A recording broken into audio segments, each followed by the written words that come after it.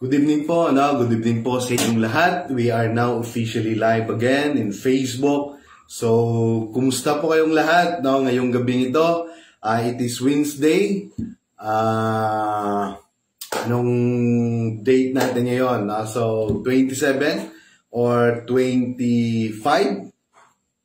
23 yata, So, February 23, if I'm correct. 2022. So, magandang gabi po sa inyong lahat.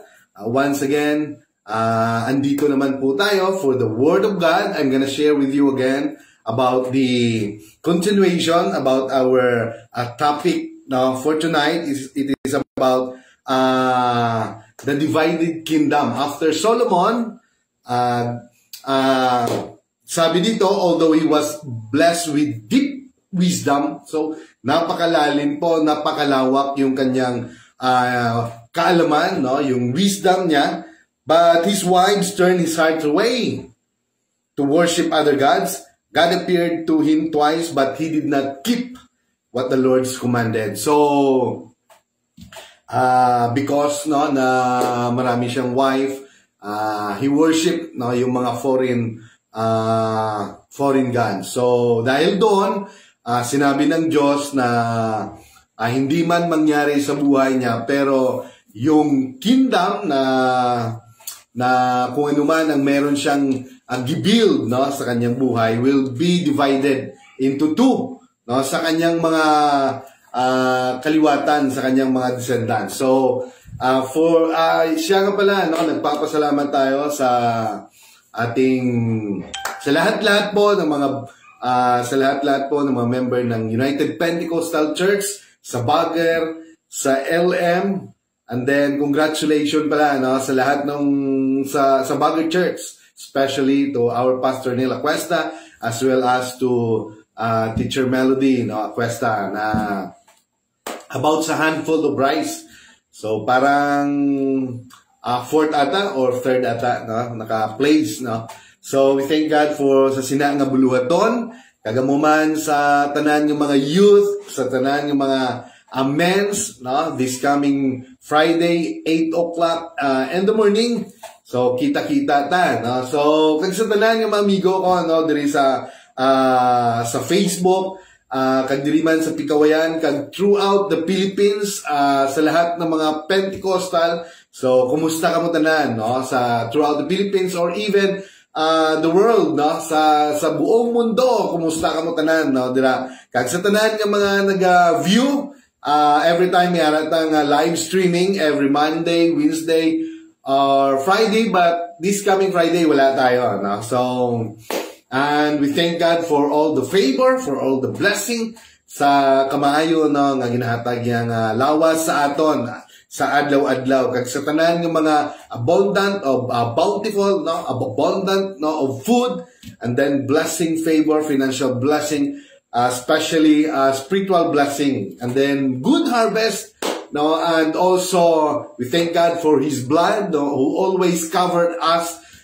for our divine protection, sa aton pagbiyahe sa adlaw-adlaw, sa aton mga kabataan, sa iya kaayo sa aton kinabuhi. So hindi gid tawag siya hindi gid masukat, hindi gid maabot, or even ang iyang kaluoy kag ang iyang gugma, hindi gid wala gid sang ending.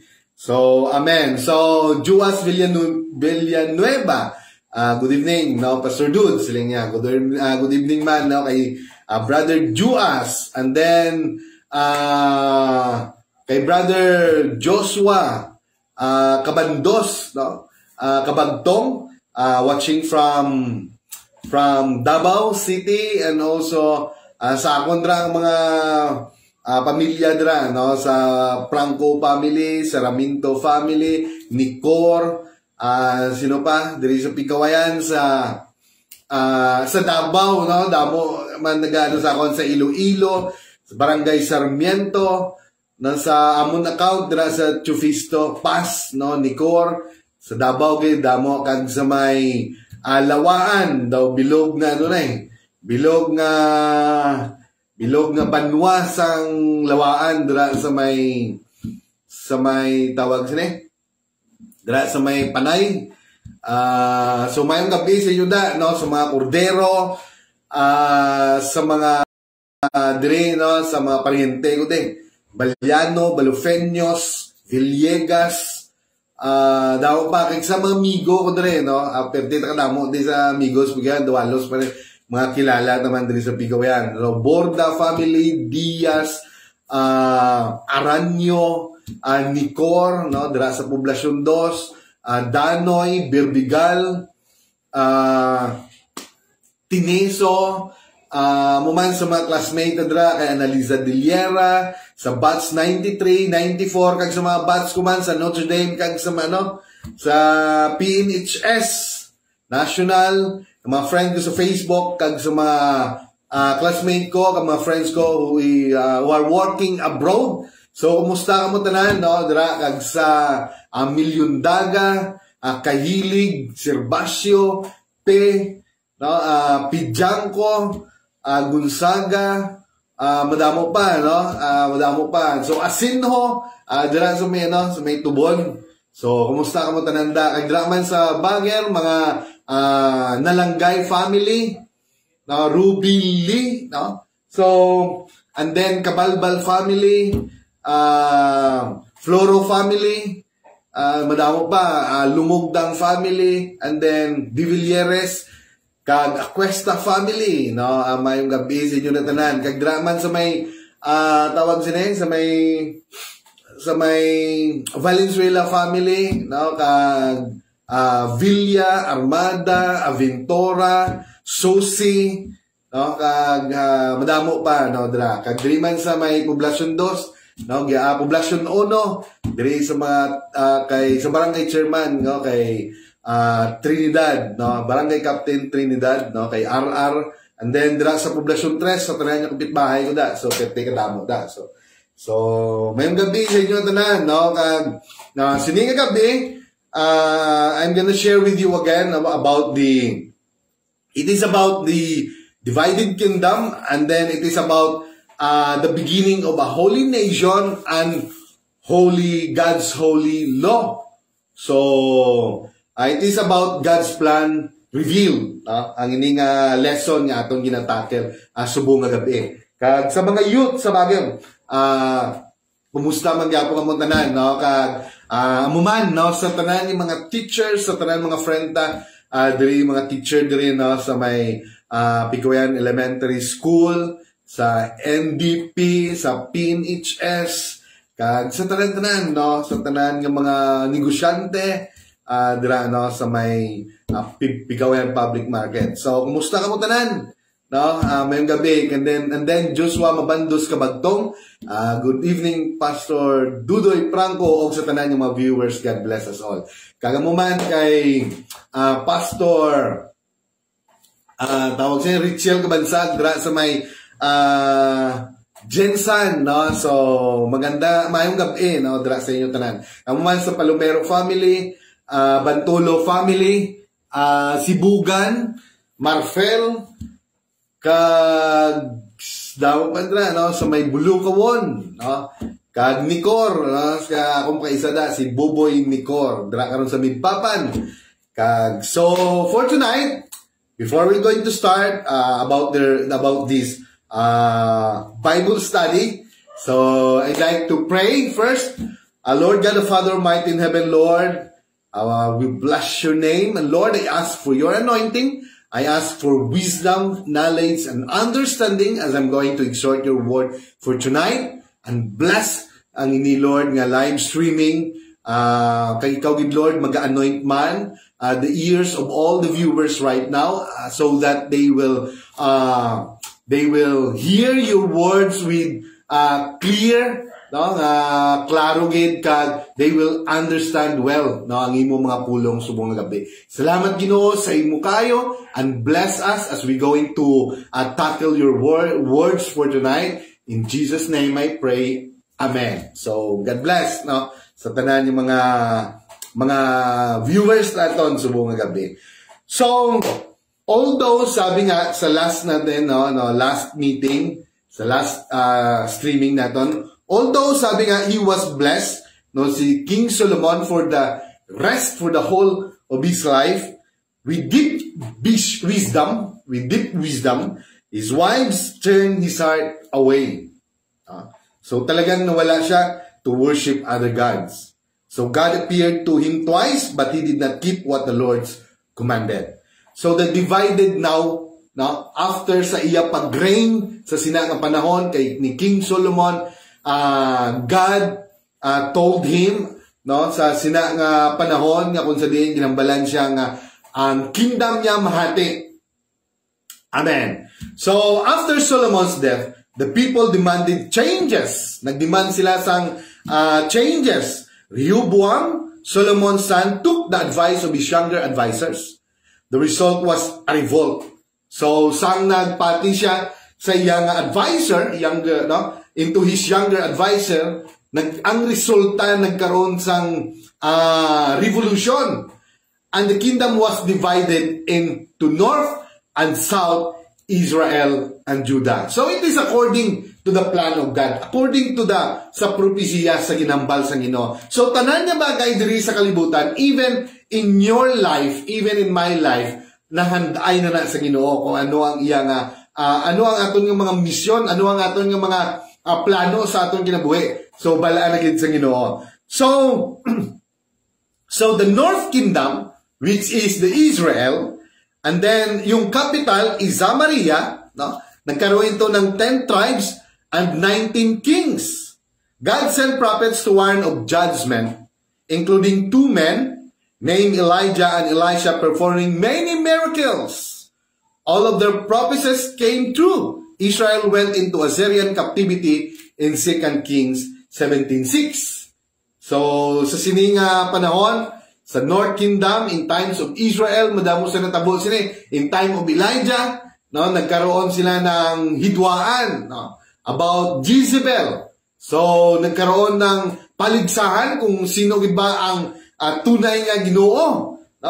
Amen. So, we will tackle that next time. And also kay Prophet Elisha, mas twice ang iyang mga milagro kisa kay Elisha. Nagkaroon siya ng 14 na mga milagro. Ang una, the first, kung tama ako, yung babae na humingi sa kanya ng, hindi siguro yon, pero humingi, mayroong isang babae na nalubog sa utang, but he asked for favor to God, and naglapit siya kay Elijah, na sabi ni Elijah, na mangolekta siya ng mga empty na container or bottle. Kag hindi lang gamay ang kuliktahon niya, kundi madamo gid. Kag gisiradan niya ang iyang kwarto, he closed na ang iyang kwarto, kag dito gibuhos niya ang oil. Kag habang merong pang sisidlan, hindi naubos yung oil. Amen. So that is the miracle. Kagina binenta niya, and then yung naiwan, yun ang pangabuhi nila. Amen. Hindi lang na about this story, about the son of the Shunammite woman, na kung sa diin ang isang Shunammite woman, every time Elisha nga mag-abot sa sina nga lugar sa Shunem, amen, he urged him to stay for a meal sa iyang balay. And then he showed Elisha an extravagant hospitality, extravagant na lahat-lahat. Pinapakain niya, at hindi lang yan ang ginawa ni Elisha. Talagang ginawa nila ng ng room doon sa may attic. And then, so that every time Elisha nga mag-visit siya sa sina nga panimalay, sang Shunammite, so nagkakaroon ngayon ng tawag nito, so doon sila natutulog, at saka because of extravagant hospitality na pinapakita ni Elisha, so nagkaroon ngayon ng na gusto niya na magbigyan si Elisha ng reward, or kung ano bang gusto niya. Sila niya, gusto mo ba, o mayroon ka bang gustong ipahatid sa hari? Dahil Elisha at that time ay napakalapit niya sa hari. Mayroon siyang influensya sa hari. So, ganun din, because of that, saling niya, okay na ako. No? I am good, no? sa aking mga pamilya. So, ibig sabihin, the Shunammite woman ay, no? They were wealthy and rich. No? Mayaman sila. Pero, because, sabi ni Gizay, no, alamin mo nga kung anong kulang pa sa kanyang buhay. So, no, they found out na wala siyang anak kasi matanda na yung yung asawa niyang lalaki. So, because of that, no, Elisha pronounced or magkakaroon siya ng anak. Yeah? 1 taon mula ngayon, magkakaroon ka ng anak, sabi ni Elisha. So, nagkaroon siya ng anak. And then that baby, no, umabot po ng 12 years old. Pag 12 years old, nagsama po siya sa kanyang tatay, no, doon sa field. So dahil sa sobrang init, nagkaroon ng heat stroke, no? And then namatay yung bata. That is a miracle child, pero namatay yung miracle child, and we need again another miracle. So yung bata na yon binuhay uli ni Elisha.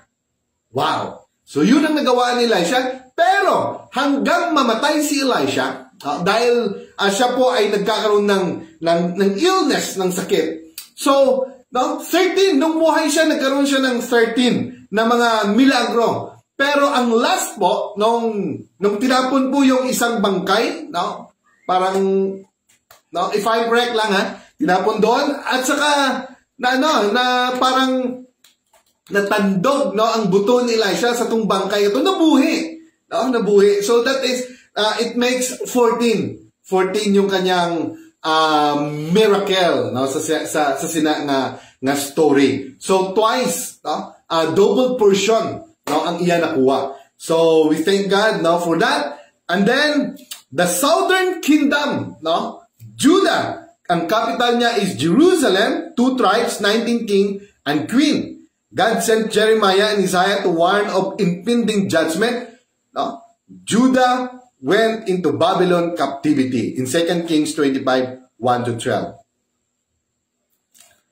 Amen. So, the return to Jerusalem. The Jews returned to build the temple in 536 BC. So, ito po yung natin. Ito po yung divided kingdom. So, the Jews went with opposition, no, in the time of the Jews returned to build the temple, no, in 536 BC. Zerubbabel took 50,000 Jews with him. So, in the time of Zechariah, so, ito na ngayon, mag-build ni sila uli ng temple. Kaya sabi ng Diyos, not by might, nor by power, but by the Spirit, but by my Spirit, no, says the Lord God Almighty. So, sinulat po yan ni Zechariah, no? At ang mag-build po ay si Zerubbabel. Amen. So, sabi ito, what are you, mighty mountain? Before Zerubbabel, we will become a level ground. So, in the time of Solomon, gumawa sila ng templo, at napakaganda po yung templo na yon. Wala pong makatawag nila, walang may makatupong sa sinangag templo, because tunilada yung gold na inilagay dyan ni King Solomon. So, in the second temple na i-build nila, hindi kasing ganda sa templo na ginawa ni King Solomon.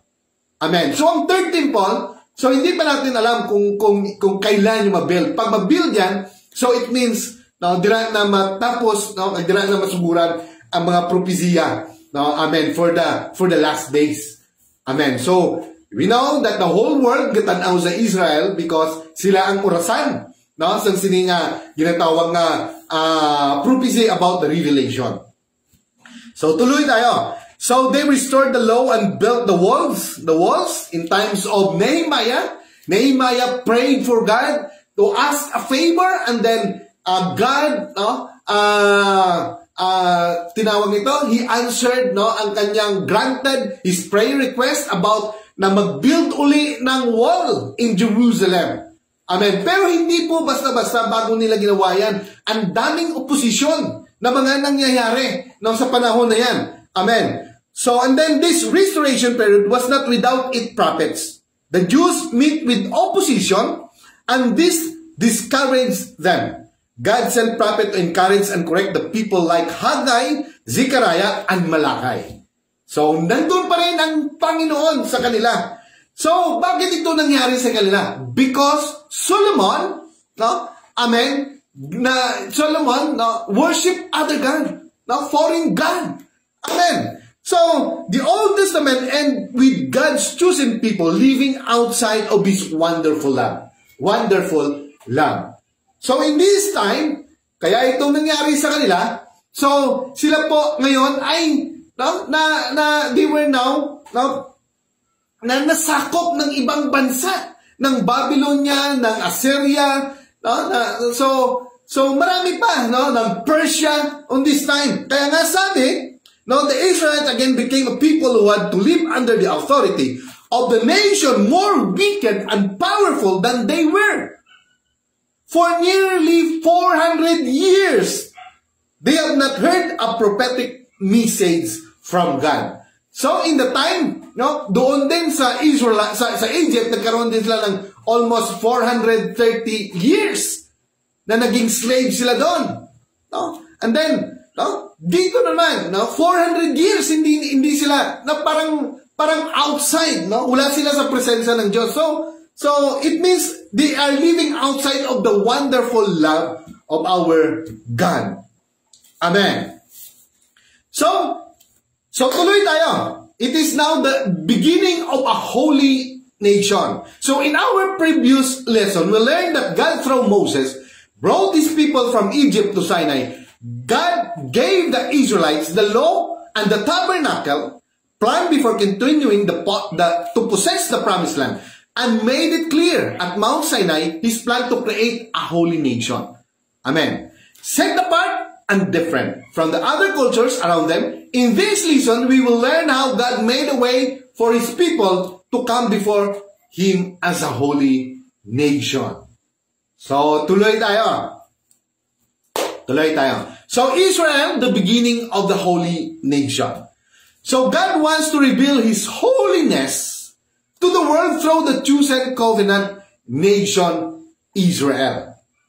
Amen. So, yung topic kanina natin, so it is about divided nation. So, tuloy tayo. Exodus chapter 19, 5-6. Mahimahin po natin to.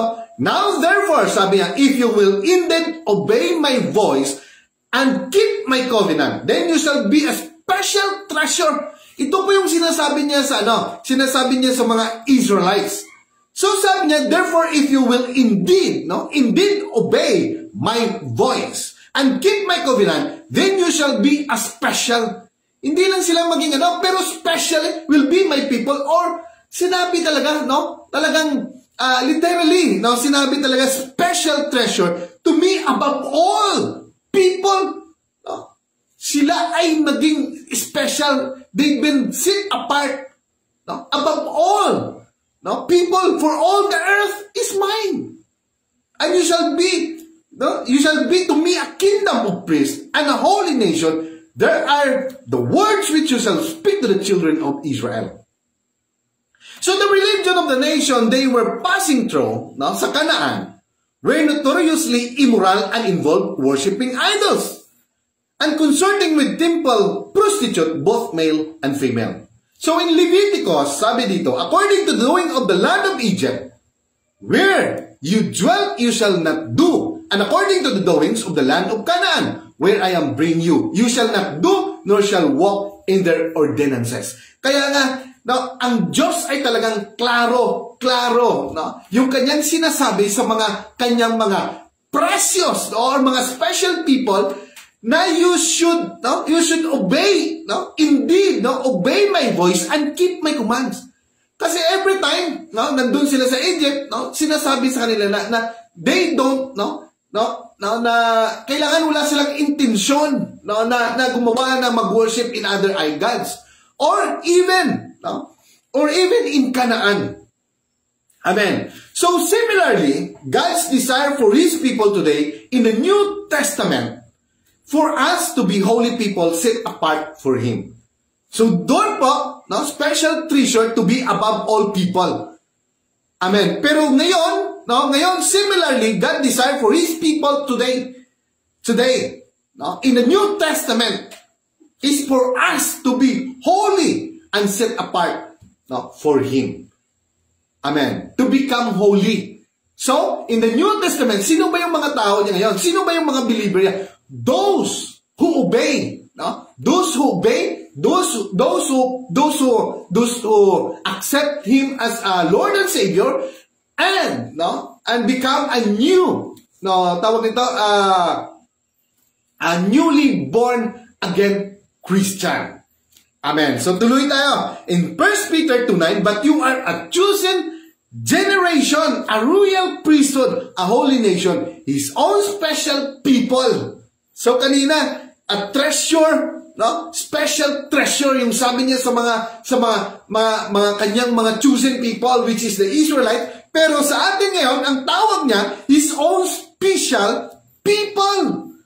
That you may proclaim the praises of Him who called you out of darkness into His marvelous light. So, no? Sabi niya, no? Tayo, na dati po, nandun tayo sa madilim na bahagi ng ating buhay, pero tinawag niya tayo, no?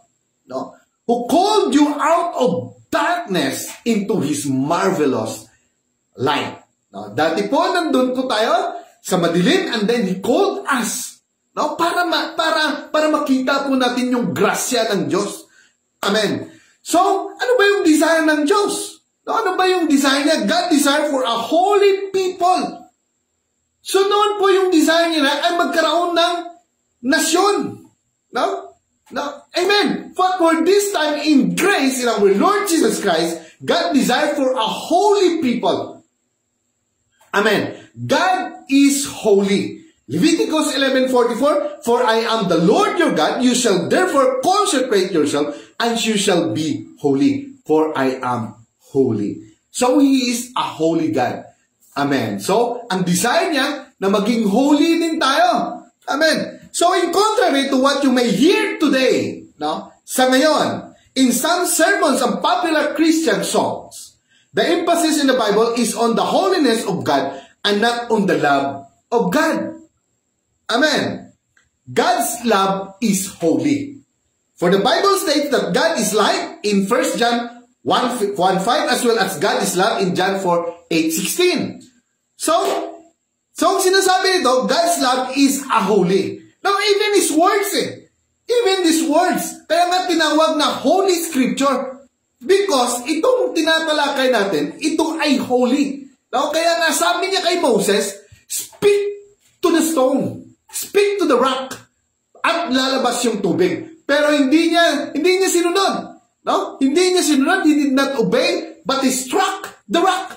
Pero ang sabi ng Diyos, why don't you follow? Or bakit mo hindi kayo sumunod? Because yung word na sinabi ko sa inyo, yung instruction na yon is, no? Ay sagrado yun, banal yun. No? At sa harapan pa ng mga Israelites.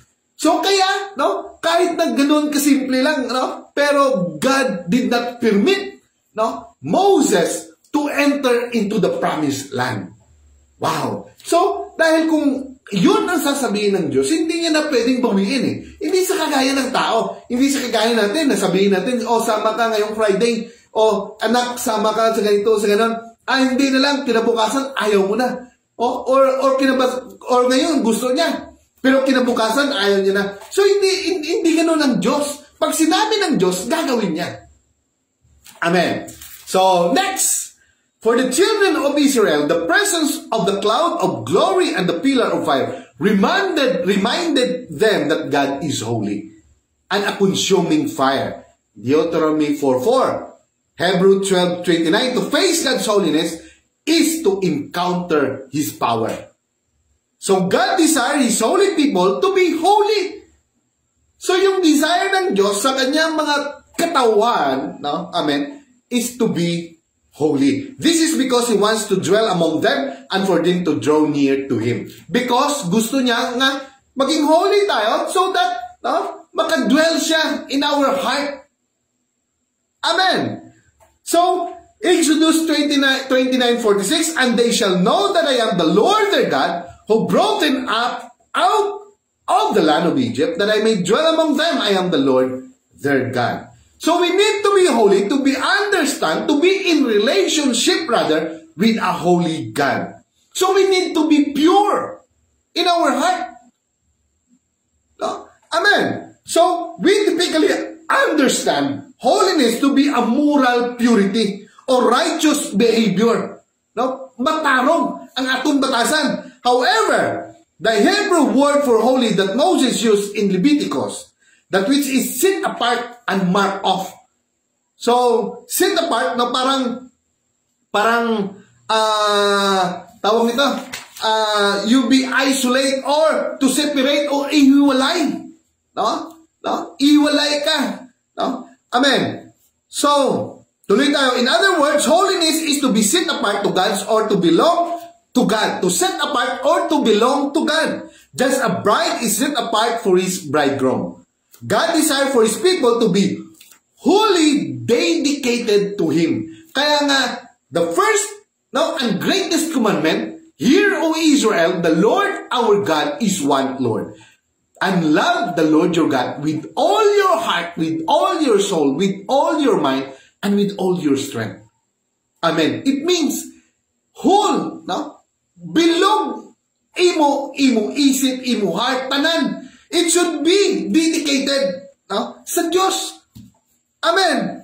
So the camp, no? Next, the camp where the children of Israel dwelt was considered holy because God was there with his holy people. In Deuteronomy 23:14, for the Lord your God walk in the midst of your camp, sabi niya, to deliver you and give you enemies over to you. Therefore your camp shall be holy, that he may see no unclean. Amen. Thing among you and turn away from you. So we always need to be holy or consecrated according to his words and also justified by his name. Amen. So, how does God make Israel different from the nations of the world? Paano po naging iba po yung people Israel, no? Sa mga iba't ibang nasyon, no, sa mundo, sa iba't ibang tao, no, sa mundo. So God revealed to them his holy presence and power. And next, God gave them a holy law to govern them. That's why the law was given through Moses.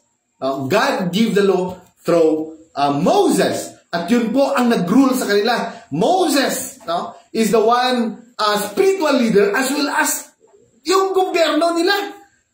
Amen. God gave them plans to build a holy place. Build a holy place. God appointed a holy priesthood to serve him. God is leading them to a holy land. God's holy presence and power next.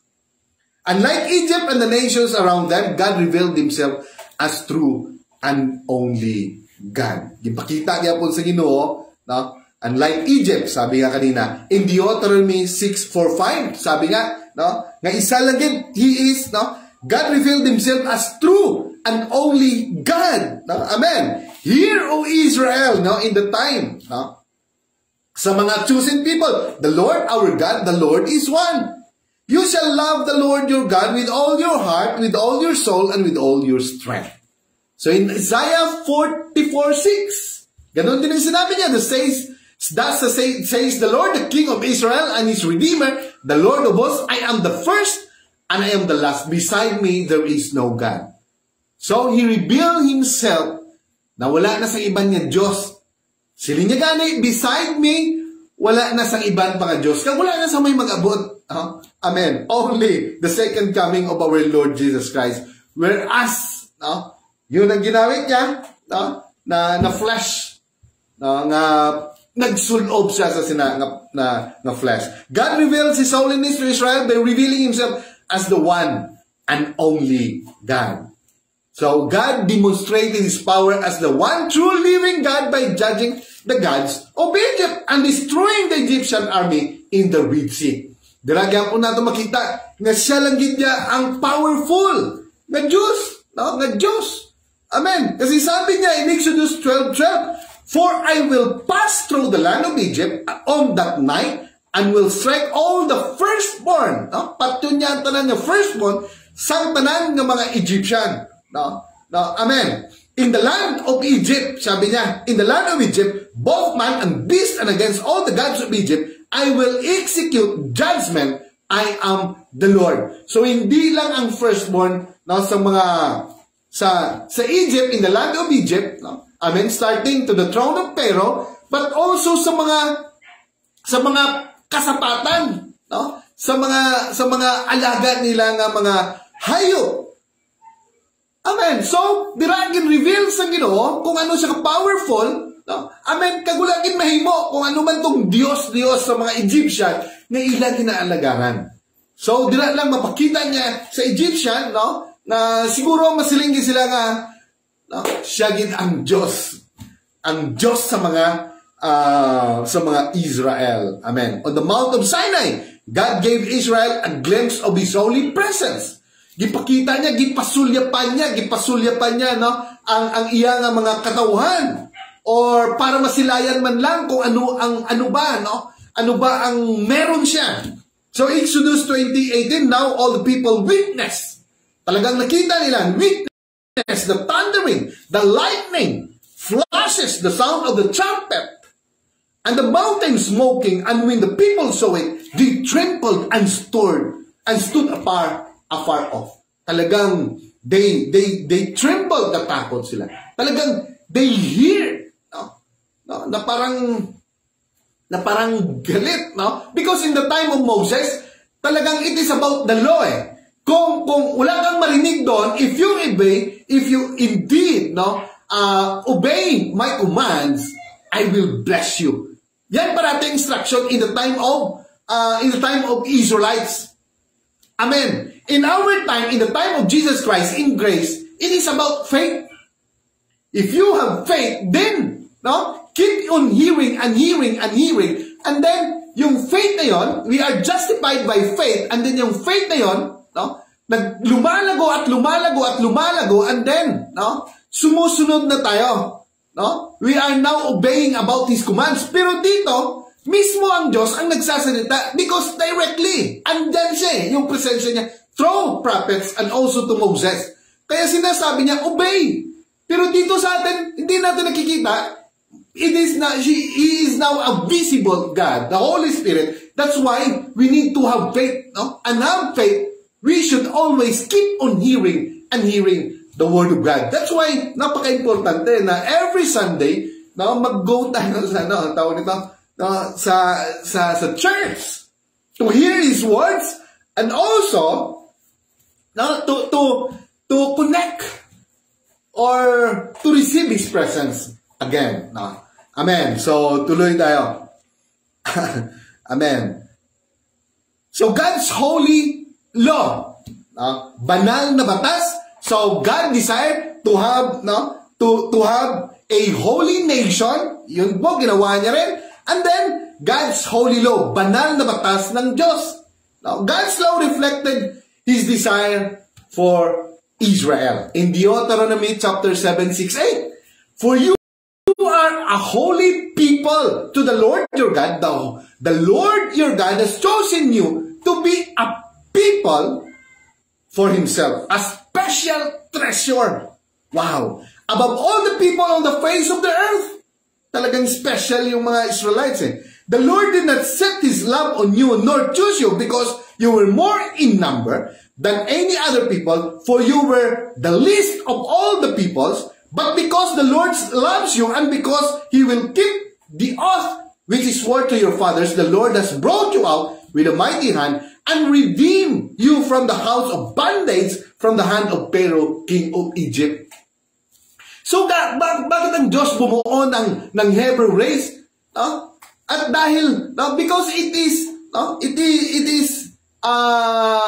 the promise, it is a covenant. He wanted to talagang gagawin niya yung promise niya, no, to their forefathers.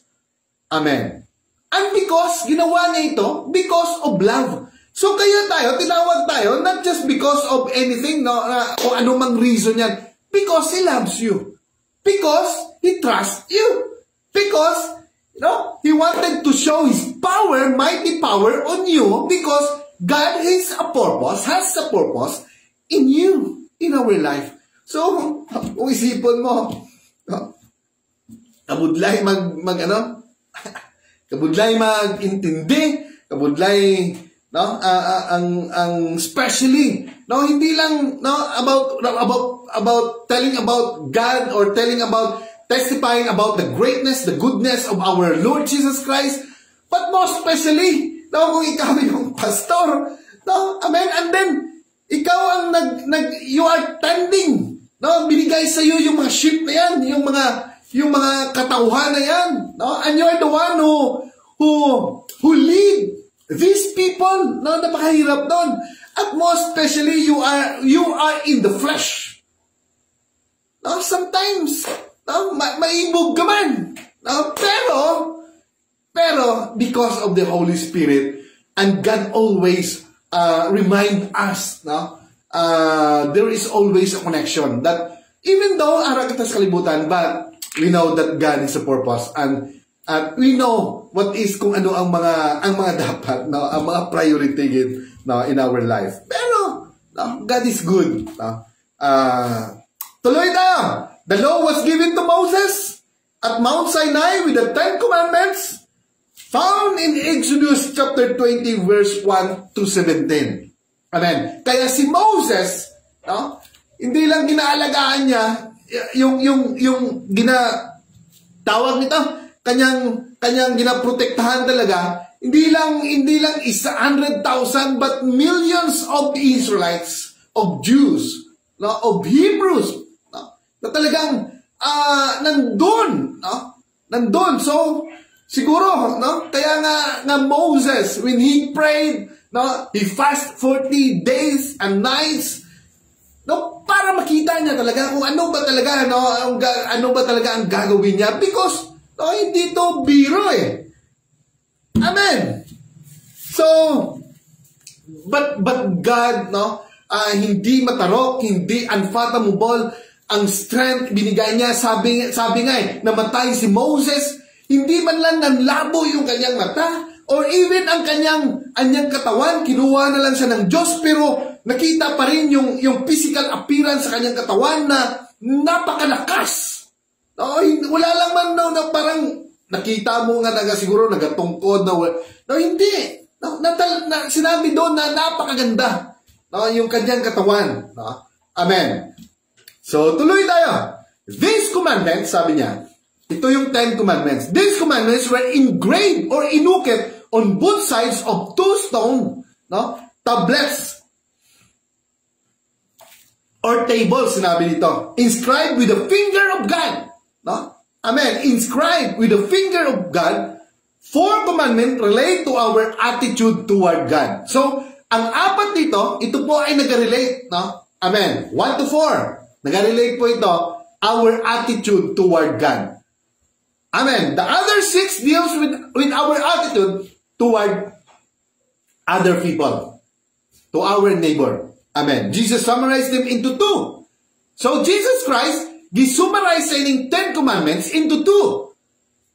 Sabi niya in Luke 10:25-28, if I'm correct, sabi niya, you shall love the Lord your God with all your heart, with all your soul, with all your strength, and with all your mind, and your neighbor, and love your neighbor as yourself. So ito yung summary ng 10 commandments. So basahin natin yung 10 commandments. Amen. So you shall have no other gods before me. Ito yung 1 to 4, relate to our attitude towards God, toward God. Amen. So you shall have no other gods before me. So sabi niya, wala ka nang dapat wala ka nang iba pang i-worship or other god, kisa sa akon, sila nga. Do not worship any other god than the one true God. All other gods are false gods. Worship God alone. So, if we base kung ano po yung mga previous na tinakil po natin, bakit po nagalit ang Diyos kay Solomon, kay King David? Wala eh. Parang hindi ko nabasa yun eh. Pero kay King Solomon, because nagalit din ng Diyos dahil he worship other God, foreign God. Amen. Kaya nga sabi nga, his heart, parang nawala din siya. So, and every time the first generation na dinala po ni Moses going to the Canaan, which is the promised land, hindi rin sila nakapasok. Amen. Dahil sa katigasan ng kanilang ulo, and also pagdating naman nila, when enter there, after Joshua, nagkakaroon naman sila ng worship. Pag anytime wala na yung mga hukom, babaling na naman sila. Kaya nga pinapasakop sila ng Diyos eh. Anytime na magkamali sila, sasakupin naman sila ng ibang bansa. Yung ibang bansa, gigipiti na naman sila. Because of their disobedience.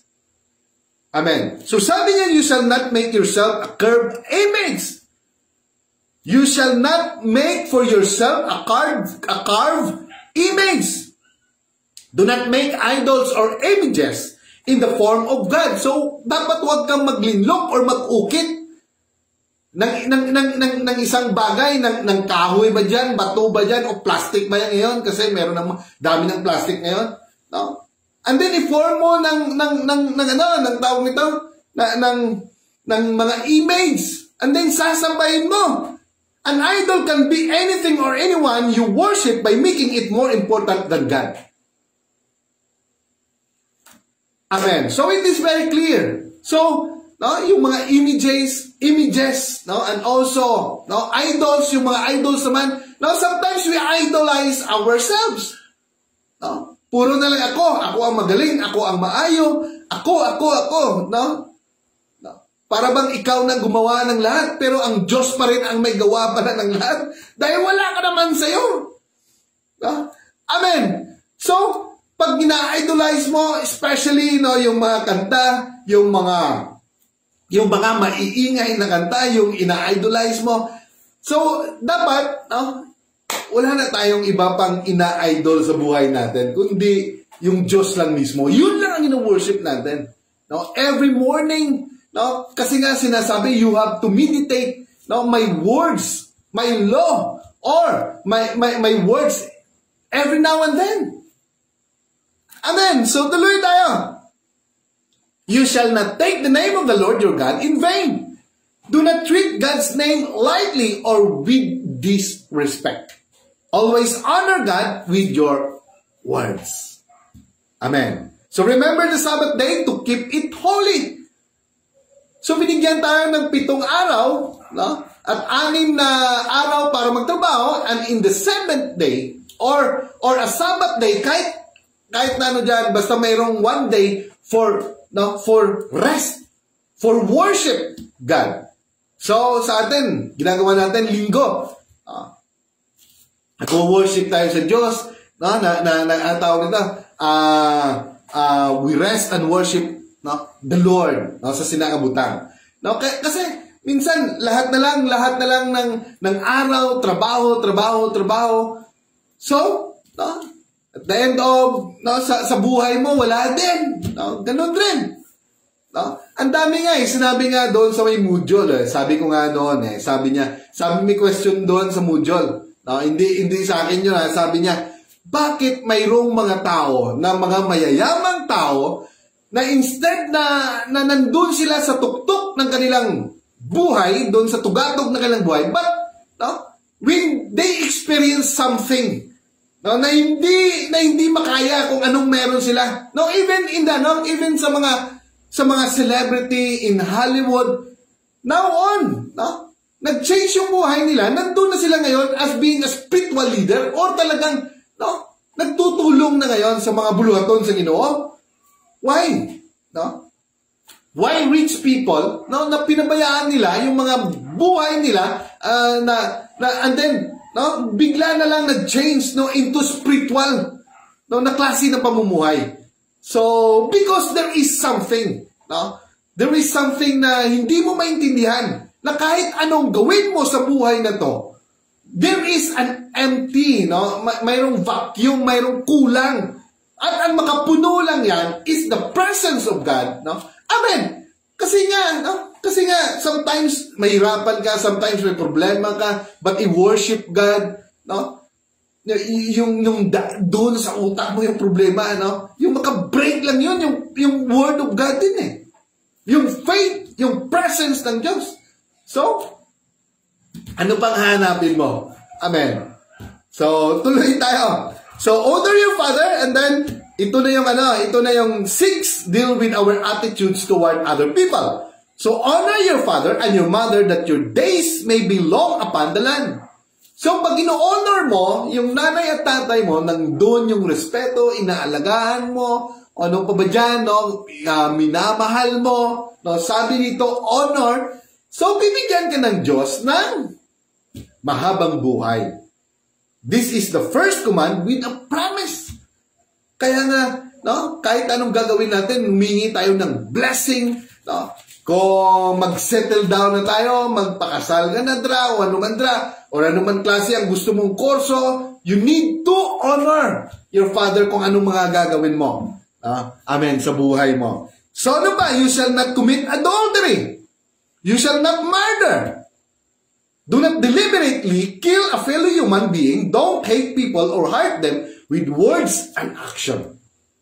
Dahil sabi nga, no, sinabi nga doon sa Luke 10:25-28, sabi na, love your neighbor as yourself. So every time you pray, kung mayroon ka mang kagalit, mayroon ka mang narinig dyan, no, amen, especially kung na mayroong away, no, yung mga kapatid mo, yung misis mo, and then narinig mo na something, no, may mga tao na hindi maganda, and then you prayed, no, yung ginagawa mo noon, kinikurse mo yung tao na yun, pero ngayon, sabi ng Diyos, love your God and then love your neighbor. So every time na maisip mo yan, no, talaga it is God, no, na nagbibigay ng He will deal you according to His words. So if you love your neighbor, hindi ka talaga, tawag nito, hindi ka magsasalita ng hindi maganda, no, sa kanila. Amen. No, mahirap kasi kung mag-pronounce ka magsabi ka ng mga curse, no? So sometimes, no, gumagana talaga 'yan, no? Amen. So lalong-lalo na kung talagang tinamaan ka. Pero pag sinabi ng Diyos, love your neighbor, so you have to meditate on him. So you shall not murder, you shall not commit adultery, do not have sexual relation with anyone other than your spouse. So, klaro yan. Kailangan talaga yan. No? So, alam naman natin, no? Outside your marriage, kung magkakaroon ka ng mga premarital, no, na mga bagay na yan, premarital sex, o ano pa yan dyan, no? Amen. Adultery, no? So, pakikaapid, no? Outside sa marriage, no? Siguro, kung nandun ka sa mga kaibigan mo,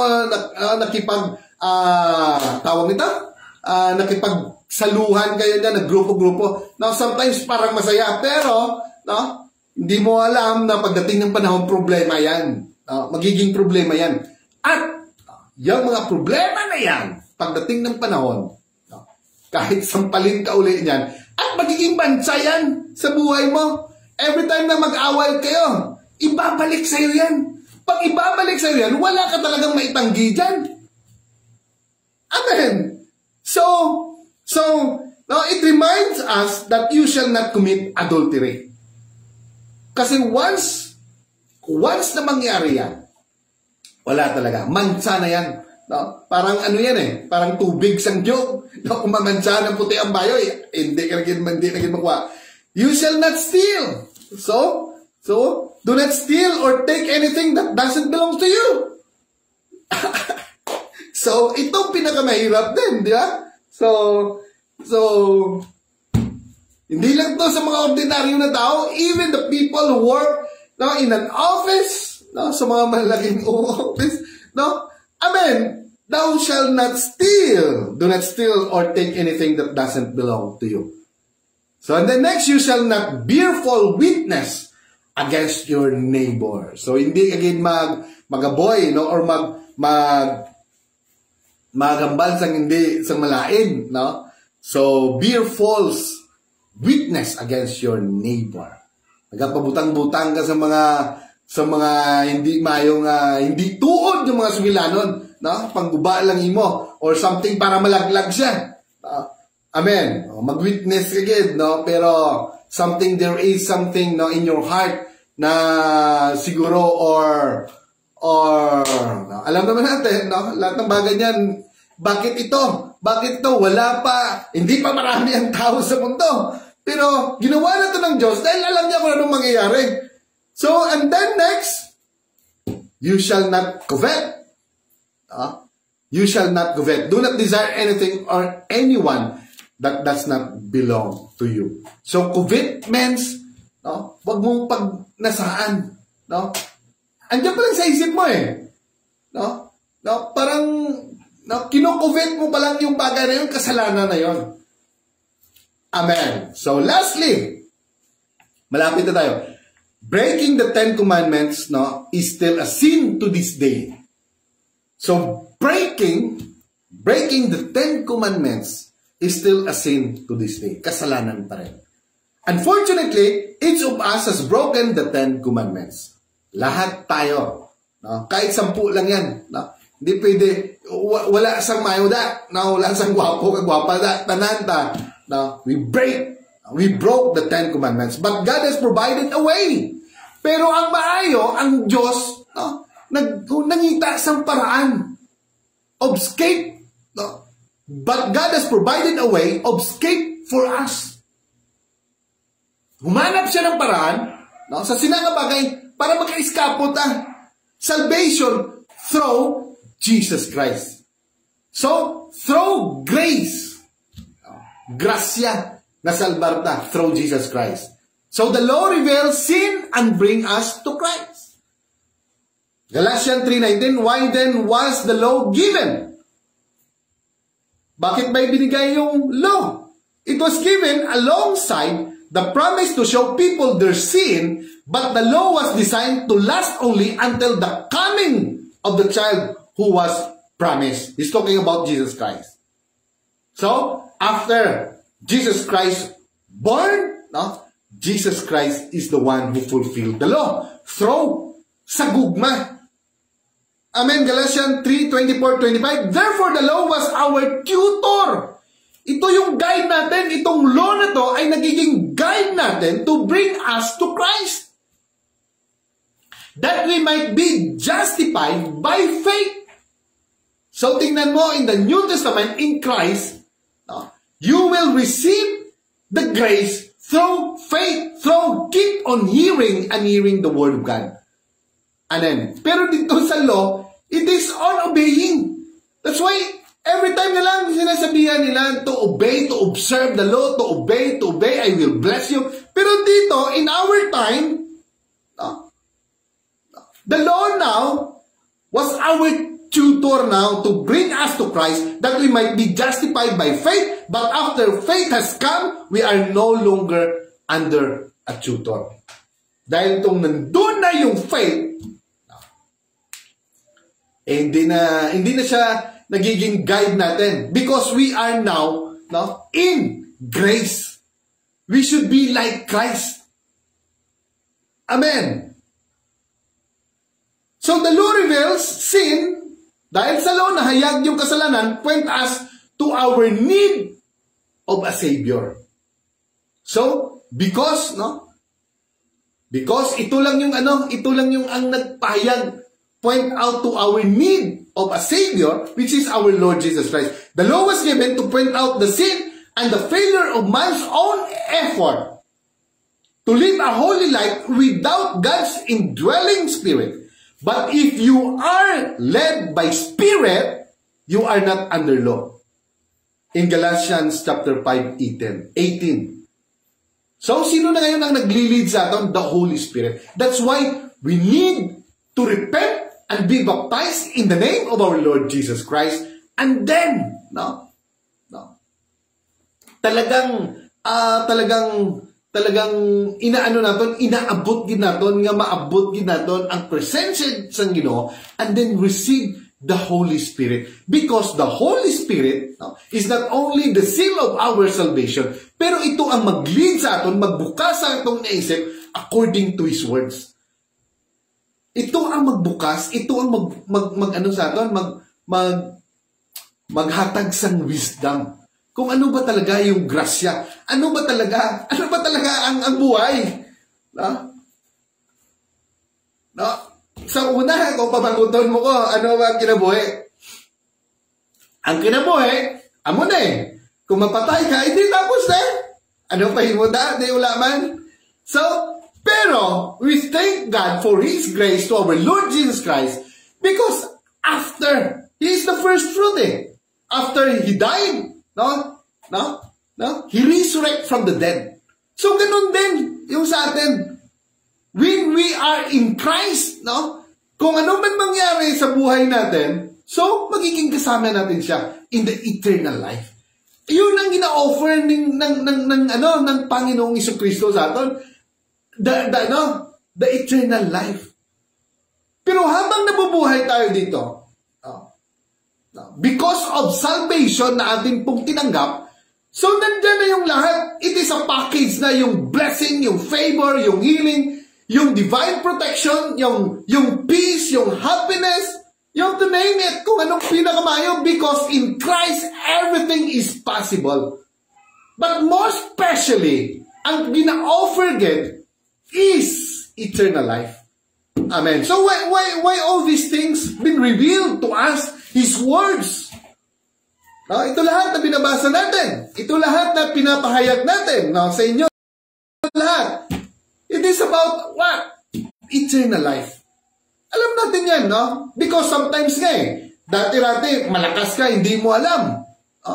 Hindi mo alam, magkakaroon ka ng magkaroon ka ng high blood, magkaroon ka ng illness. So talagang doon mo malaman na yung katawang ito, ay babalik sa lupa. Ano bang kailangan ng katawang ito? Di ba? Mga vitamina, magnesium, ang dami. Calcium, o ano yan, lahat makita mo yan sa prutas makain mo sa prutas. Pero saan ba ng gamot dahil nagkatindog? Sa lupa. So ang tanang yung nutrients salin sa dalom. So galakat dito sa may gina-absorb sa kahoy, and then mamuha ang kahoy, kaunon sa tao. Wala nga naman lupa, kaunon sa tao. So all of these things, just only an instrument, kag nagapaywatig nga ang lawas sa ligis lupa. Amen. So kung mangga, matamisan mo, pero din ano ang aral sa mangga? Minerals. Ngayon magyapon sa lupa. So that's why wala kita sang atong dire, kundi we thank God that God give us a favor, sa pabor nga mabuhi man sang pila ka years madali lang, or kung God's favor, God's willing na mabuhi ka for 120 lang ang tao Hanggang doon lang. Pero ang lifespan sibong, dahil sa kadamo sang tao, damo sa problema, damo sang stress, sometimes hindi na balakon sa kung pilagin ang lifespan na lang karon.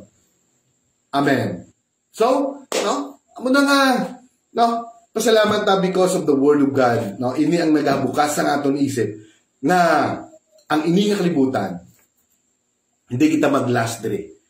Kung sa isip-isip ko lang, in my own opinion, bakit mayroong revelation? Bakit sinulat yung revelation? At bakit mayroong mga perilous time? Bakit may tag-50 kilo ng mga ice na magtupa? Na kung sa diin, ang tao kapangita sa kamatayon, hindi niya na makaplagan. Kag after sang tribulation, sobra-sobra nga pasakit, parang butang sa isip ng tao nga, mangandi isa mangandoy sa siningal lubutan sa sunod yung panahon. Nga mangandoy siya sang langit. Amen. Because we know nga kahit ano ang imo nga buhaton sa sininga kinabuhi basin butang nga bada sa pinakanamit kapag kaon, after nga mabusog ka, wala ka naman gana. Kung maabot mo man, maging champion ka o maging celebrity ka, pag-abot sila, wala man gyapon. Because the truth is, nagaedad ta. Nagaedad. Una, gusto mo sang mansion. Pag mag-edad ka sa mga 40, gusto mo medyo dira ka lang sa dalong. Pag 50 mo, medyo dira ka lang anay sa kwarto mo. Kag gusto mo, lapit lang siya. Lapit lang ang liguan. No? Pag abot mo si 20, gusto mo, dira ka lang sa kwarto mo. No? So that's the reality sa kinabuhi. I mean, baskin hindi mo balaan, no? Hindi mo gid pero talagang mag-abot ang panahon yung manghihina kita. So that's why we need God, because that's all we want, to have an eternal life. No? To have that kind, no? No, na maabot, no? Yung tawag ito, makapunta ng heaven. Because no, sabi nga ni John nung nandun siya, no, nakapunta sa doon, pinatingnan sa kanya ng Diyos. No, lahat po ng bagay konektado na doon sa lamp. Wala ng sun, wala ng buwan, lahat ng pangangailangan ng tao nandun na, no? Nandun na sa lamp. Kaya nga kung isipin mo, talagang ang nagpo-protect lang sa atin ay ang supernatural, which is the invisible God, the Spirit of God. Why? Kung isipon mo, kung malayo ka, isipon mo, kadako sa kalibutan, pero kung tanawon mo sa galaxy or sa universe, hindi kita makita, hindi ka makita ang kalibutan, hindi ka makita. So, sino lang ang may arak na nag-control sa tanan? It is our God. So, that's it. Yun lang ang our word for today, and I give thanks and glory sa aton Ginoo subong nga gabi. So next, see you on Monday, kasi sa Friday wala ako sa Friday. So we thank God for all the favor, for all the blessing, and then Manzanares, my mind. Good evening po, Silandra Alzana Aze, Pastor Neil Acuesta, and then Jessica Castor, si Ma'am Mine. So parang sa Tagum na sila karon. Or sa tanan yung mga kastor, kay Buyet Castor, dira sa Kabakan. So kumusta ka mo dira, day Yuyong, sa kanday Bukay, so kumusta ka mo dira, sa karon, So we thank God for all the favors. We thank God for all His presence for tonight. And may the Lord, as we're going to end this Bible study, I thank God for all your time, sa inyong pagpamati. So may the Lord bless you every day. God will continue to bless your life, also to protect you, and may His blood be covered you. Kag may whatever ang inyo buhaton nga matandog sang inyo kamot, your work will prosper, increase sa inyong mga panginanglan, financial blessing, and also increase sa inyong mga tawag sa inyong mga income. Amen. And also protect you in any dangers sa aton palibot. Salamat sa Ginoo, sa iya kaayo sa subong nga gabi. In Jesus' name, Amen. Amen.